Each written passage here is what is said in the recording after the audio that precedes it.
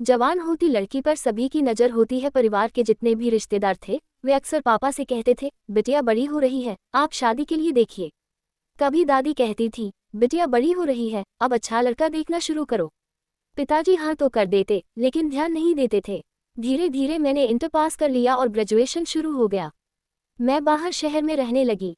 घर में रिश्तेदारों की वही बातचीत चलती रहती थी, बिटिया बड़ी हो गई है, क्यों नहीं देख रहे हो लड़का।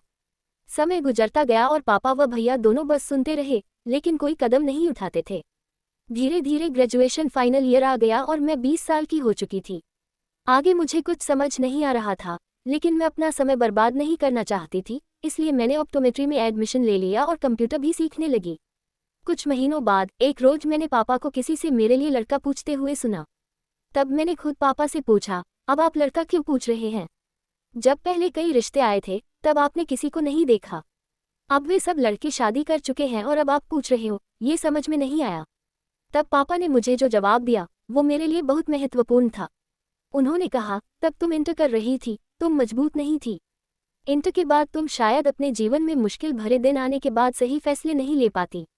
ग्रेजुएशन में भी मैंने तुम्हें मजबूती देने के लिए रोक रखा था कि मेरी बेटी ग्रेजुएट हो जाएगी, उसके बाद ही मैं लड़का देखूंगा।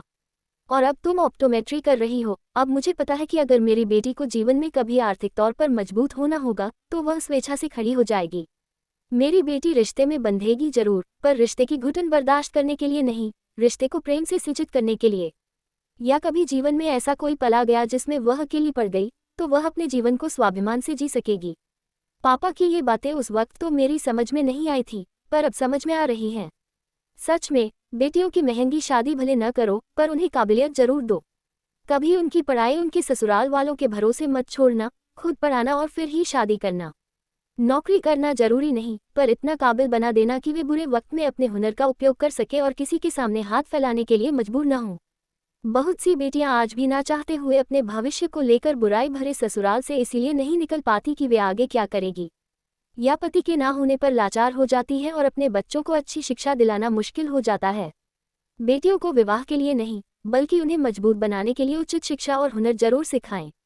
हालांकि पढ़ाई के साथ साथ सही समय पर विवाह करना भी जरूरी है, लेकिन अपनी बेटी को इस योग्य जरूर बनाएं कि वह विषम परिस्थितियों में अपने हुनर के दम पर किसी के सामने हाथ फैलाने के लिए लाचार न हो।